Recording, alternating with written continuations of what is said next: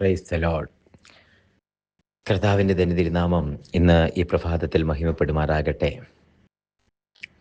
ഒരു 2 ദിവസത്തെ ഗ്യാപ്പിന് ശേഷമാണ് ഇന്ന് നമുക്ക് ഒരുമിച്ച് കാണാനായിട്ട് പറ്റിയത്. അല്പം ബദ്ധപ്പാടായി പോയിരുന്നു. കർത്താവ് നമ്മെ ഒരുമിച്ച് അനുഗ്രഹിക്കട്ടെ. ആയുസിൽ കാണാത്ത ഒരു പുതിയ പ്രഭാതം, പുത്തൻ പുലരി നമുക്ക് കാണുവാൻ സ്വർഗത്തിലെ ദൈവം നമുക്കൊരുക്കി തന്ന നല്ല ഭാഗ്യത്തിനായി കർത്താവിന് എല്ലാ മാനവും മഹത്വവും അർപ്പിച്ചുകൊണ്ട്, ഒപ്പം അർഹതയില്ലാതിരുന്നിടത്ത് നമുക്കുള്ള അർഹതയാക്കി, യോഗ്യതയില്ലാതിരുന്നിടത്തെ രാജ്യവും പുരോഹിത വംശവുമാക്കി, യോഗ്യരാക്കി, രാജാക്കന്മാരാക്കി ആക്കി വെച്ച് ദൈവകൃപ നമ്മിൽ ധാരാളമായി ചൊരിഞ്ഞു തന്ന്, നന്മയും സ്നേഹവും കൃപയും ചൊരിഞ്ഞു തന്ന്, ദൈവത്തിൻ്റെ എല്ലാ നല്ല ദാനങ്ങളും അനുഗ്രഹിക്കപ്പെട്ട കുടുംബവും തലമുറയും ജോലിയും വരുമാനവും നൽകി തന്ന് നമ്മളെ നടത്തിയ ദൈവത്തിൻ്റെ സ്നേഹത്തിന്, ദൈവത്തിൻ്റെ കൃപയ്ക്കായി എല്ലാ മാനവും മഹത്വവും അർപ്പിച്ച് കർത്താവിനോട് നന്ദി കരയറ്റിക്കൊണ്ട് ഇന്നത്തെ ഈ പ്രഭാതം പ്രാർത്ഥനയോടുകൂടി ദൈവവചന ധ്യാനത്തിനായി സങ്കീർത്തനങ്ങളുടെ പുസ്തകം 33-ാം അധ്യായം അതിൻ്റെ 1-ാമത്തെ വാക്യം: നീതിമാന്മാരെ യഹോവയിൽ ഘോഷിച്ചുല്ലസിപ്പിൻ, സ്തുതിക്കുന്നത് നേരുള്ളവർക്ക് ഉചിതമല്ലോ. 2 സെന്റൻസ് ഉള്ള ഒരു വാക്ക്. അതിനകത്ത് 33-ാം സങ്കീർത്തനമാണ്. ഇവിടെ പറയുന്ന വാക്ക് നീതിമാന്മാരെ യഹോവയിൽ ഘോഷിച്ച് ഉല്ലസിപ്പിൻ. അപ്പോൾ 1-ാമത്തെ വാക്ക് പറയുന്നു, നമ്മളെ വിളിക്കുന്നൊരു പേരാണ് നീതിമാന്മാരെ. നീതിമാന്മാരെ യഹോവയിൽ ഘോഷിച്ച് ഉല്ലസിപ്പീൻ. നീതിമാന്മാരെ യഹോവയിൽ ഘോഷിച്ച് ഉല്ലസിപ്പീൻ. ഹല്ലേലൂയ. സ്തുതിക്കുന്നത് നേരുള്ളവർക്ക് ഉചിതമല്ലോ. ഒന്ന്, നീതിമാന്മാരെ യഹോവയിൽ ഘോഷിച്ചുല്ലസിപ്പീൻ. ഇന്ന് പ്രഭാതത്തിൽ യഹോവയിൽ സന്തോഷിക്കുന്ന, യഹോവയിൽ ഘോഷിച്ചുല്ലസിക്കുന്നുണ്ടെങ്കിൽ നിങ്ങളുടെ പേര് നീതിമാന്മാരാണ്. നമുക്ക് സന്തോഷിക്കാൻ പറ്റുന്നില്ലെങ്കിൽ, നമുക്ക് യഹോവയിൽ ഒരുപാട് പ്രതിസന്ധികളുണ്ട്, ഒത്തിരി പ്രതികൂലങ്ങളുണ്ട്, ചുറ്റും നോക്കുമ്പോൾ എല്ലാം പ്രതികൂല സാഹചര്യങ്ങളാണ്. എന്നിട്ടും നമുക്ക് നോക്കുമ്പോൾ ആ പ്രതികൂലങ്ങളെയാണ് കാണുന്നത്. നമുക്കൊന്ന് ഘോഷിച്ച് ഉല്ലസിക്കാൻ നമ്മളെ കൊണ്ട് സാധിക്കുന്നില്ലെങ്കിൽ അതിൻ്റെ അർത്ഥം നമ്മൾ നീതിമാന്മാരല്ല എന്ന. പക്ഷെ നീതിമാന്മാരാണോ? ഈ ഒരു ഉണ്ടായ സാഹചര്യവും ഇവിടെ ഉണ്ടായ പ്രതിസന്ധിയും നൈമിഷികമാണ്. നിമിഷ നേരം കൊണ്ട് ഇത് മാറിപ്പോകും. അതാ നീതിമാന്മാരെ യഹോവയിൽ ഘോഷിച്ചുല്ലസിപ്പിൻ. മഞ്ഞ് ഉരുകുന്നത് പോലെ വലിയ മഞ്ഞ് മല, അത് പർവ്വതം പോലെ വന്ന് ചുറ്റും വന്ന് മൂടി, ഇതിങ്ങനെ തകർക്കപ്പെടാൻ പറ്റാത്തതുപോലെ, നമുക്ക് പുറത്തു വരാൻ പറ്റാത്തതുപോലെ മഞ്ഞുമല മൂടി, ഇനി ഈ റോഡ് കാണാൻ പറ്റാത്തതുപോലെ അമേരിക്കയിലോ യൂറോപ്യൻ രാജ്യങ്ങളിലൊക്കെ കാണാം. അങ്ങനെ മഞ്ഞുമല മൂടി ഇനി ഒരിക്കലും പുറത്തു വരാൻ കഴിയുകയില്ല എന്നീ അവസ്ഥയോടെ അങ്ങനെ മൂടപ്പെട്ടിട്ടുണ്ടെങ്കിൽ ഇന്ന് പ്രഭാതത്തിൽ പറയട്ടെ, നീതിമാന്മാർ അത് നൈമിഷികമാണ്. സൂര്യൻ്റെ ചൂടടിക്കുന്നത് വരെ മാത്രമേ ഈ മഞ്ഞുകട്ടയ്ക്ക് ആയുസുള്ളൂ. അത് കഴിയുമ്പോൾ ഈ മഞ്ഞുകട്ട ഉരുകി മാറും. ഇന്ന് വചനം കേട്ടുകൊണ്ടിരിക്കുമ്പം, ഈ വാക്കുകൾ കേട്ടുകൊണ്ടിരിക്കുമ്പോൾ നീ മനസ്സിലാക്കണം കുഞ്ഞെ, നീതി സൂര്യനായ യേശു ക്രിസ്തുവിൻ്റെ പ്രകാശം അടിക്കുമ്പോൾ നിന്റെ ചുറ്റുമുള്ള, നിന്നെ പുറത്തു വിടത്തിൽ എന്ന് പറയുന്ന ഇത് കേവലം നൈമിഷികമായ ഈ മഞ്ഞുകട്ട ഉരുകി മാറുമെന്ന് നീതി സൂര്യനായ കർത്താവിൻ്റെ പ്രകാശത്തിൽ, ആ തേജസ്സിൽ ഈ മഞ്ഞുകട്ട ഉരുകി മാറുമെന്ന് നീ പുറത്തു വരുമെന്ന് ഉറപ്പിക്കട്ടെ ആത്മാവിൽ. ഹല്ലേലൂയ. അതുകൊണ്ടാണ് നീതിമാന്മാരെ യഹോവയിൽ ഘോഷിച്ചുല്ലസിപ്പീൻ എന്ന് പറയുന്നത്.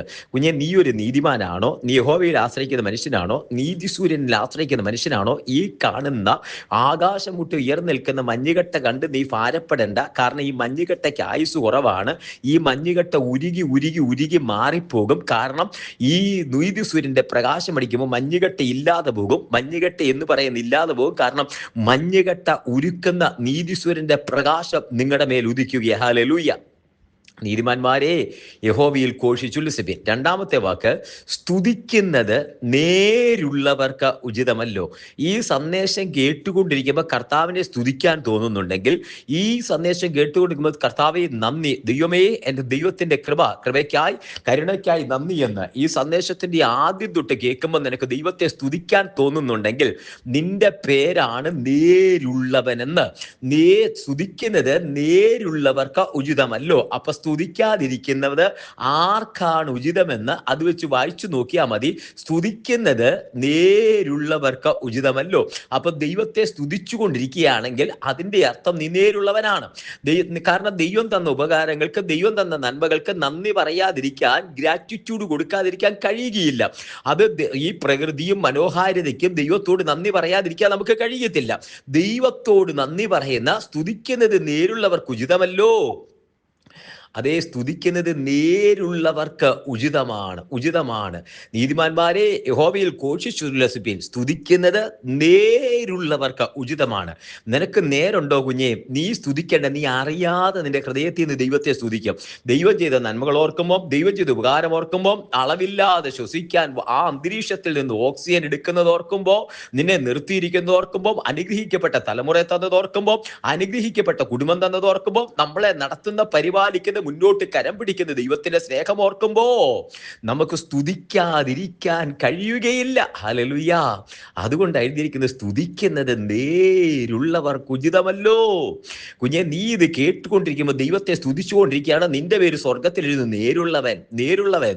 ഇയ്യോബിനെ കുറിച്ച് എഴുതി. ഇയ്യോബ് നിഷ്കളങ്കനും നീതിമാനും നേരുള്ളവനായിരുന്നു. നീതിമാനും അതേ ദൈവഭക്തനുമായ ഇയ്യോബ് അതാ നേരുള്ളവനാണ്. ദൈവത്തെ സ്തുതിച്ചുകൊണ്ടിരിക്കും. നേരുള്ളവർ ദൈവത്തെ സ്തുതിച്ചുകൊണ്ടിരിക്കും. നേരുണ്ടെന്നുള്ളതിന്റെ തെളിവാണ് ദൈവത്തെ സ്തുതിച്ചുകൊണ്ടിരിക്കുന്നത്. നേരുണ്ടോ? നീ ദൈവത്തെ സ്തുതിച്ചുകൊണ്ടിരിക്കും. ഹല്ലേലൂയ. ഇന്ന് ഈ ദൈവം തന്നിരിക്കുന്ന ജോലി, ദൈവം തന്നിരിക്കുന്ന എല്ലാ ഉപകാരങ്ങൾക്കും നന്മകൾക്കും കർത്താവിനോട് നന്ദി പറഞ്ഞുകൊണ്ട്, അതേ നന്ദി പറയുമ്പോൾ തന്നെ ആ വാക്കുകൾ ആവർത്തിച്ച് പറയട്ടെ. അതേ, നീതിമാന്മാരെ യഹോവയിൽ ഘോഷിച്ചുല്ലസിപ്പിൻ. സ്തുതിക്കുന്നത് നേരുള്ളവർക്ക് ഉചിതമല്ലോ. ദൈവത്തെ ഒന്ന് സ്തുതിച്ചുകൊണ്ടായിരിക്കാം. അത് നേരാണ്, അത് ഭക്തിയാണ്, അത് ദൈവത്തോടുള്ള ഭക്തിയാണ്, ദൈവത്തോടുള്ള കടപ്പാടാണ്, ദൈവത്തോടുള്ള ഹൃദയം തുറന്നുള്ള ഗ്രാറ്റിറ്റ്യൂഡാണ്, ദൈവത്തോടുള്ള സ്നേഹമാണ്. ഹല്ലേലൂയ. ഇന്ന് പ്രഭാതത്തിൽ ദൈവത്തെ സ്തുതിക്കാം. എല്ലാ കരുണയ്ക്കും കൃപയ്ക്കുമായി കർത്താവിനെ സ്തുതിച്ചുകൊണ്ട് ഒരുമിച്ച് പ്രാർത്ഥിക്കാം. സ്വർഗീയ പിതാവേ, ജനത്തെ അനുഗ്രഹിച്ച് പ്രാർത്ഥിക്കുന്നു. ഈ വചനം അങ്ങനെ തന്നെ ജനത്തിന് കൈമാറുന്നു. അങ്ങയുടെ നാമത്തിൽ ജനത്തെ അനുഗ്രഹിച്ച് പ്രാർത്ഥിക്കുന്നു. നീതിമാന്മാരെ യഹോവയിൽ ഘോഷിച്ചുല്ലസിപ്പിൻ. സ്തുതിക്കുന്നത് നേരുള്ളവർക്ക് ഉചിതമല്ലോ. ഉചിതമായത് ഞങ്ങൾ ചെയ്യുവാൻ ആ ദൈവത്തെ സ്തുതിച്ചുകൊണ്ടായിരിക്കും. സ്വർഗത്തിലെ ദൈവമേ, ഞങ്ങൾക്ക് തന്ന കൃപയ്ക്കായി സ്തോത്രം. ഞങ്ങൾക്ക് അങ്ങ് തന്നിരിക്കുന്ന എല്ലാ ദാനങ്ങൾക്കും, എല്ലാ നന്മകൾക്കും, കൃപകൾക്കും, ആ കർത്താവെ ഞങ്ങൾക്ക് തന്നിരിക്കുന്ന എല്ലാ നന്മകൾക്കും കർത്താവിനോട് നന്ദി പറഞ്ഞുകൊണ്ട് അങ്ങയെ സ്തുതിക്കുന്നപ്പാ. കർത്താവിന്റെ കൃപ കൂടിയിരിക്കുന്നതിനായി സ്തോത്രം. എല്ലാ പ്രതിസന്ധിയും ചുറ്റും നിൽക്കുമ്പോൾ അതിനപ്പുറത്ത് യഹോവയിൽ ഘോഷിച്ചുല്ലസിക്കാൻ ഞങ്ങൾക്ക് കർത്താവ് തരുന്ന കൃപയ്ക്കായി സ്തോത്രം ചെയ്യുന്നു. തൃക്കരങ്ങളിലേക്ക് സമർപ്പിക്കുന്നു. അവിടുന്ന് പ്രാർത്ഥന കേട്ടിരിക്കാൻ സ്തോത്രം. എല്ലാ മാനവമുഖത്തോടെ എടുക്കും യേശുവിൻ നാമത്തിൽ തന്നെ. ആമേൻ, ആമേൻ, ആമേൻ. കർത്താവ് എല്ലാവരെയും അനുഗ്രഹിക്കട്ടെ. നാളെ നമുക്ക് വീണ്ടും കാണാം. അതുവരെ ദൈവത്തിന്റെ വിശാലമേറിയ ചെറുകടിയിൽ നമ്മളെ എല്ലാവരെയും പരിപാലിക്കുമാറാകട്ടെ. God bless you. Thank you so much.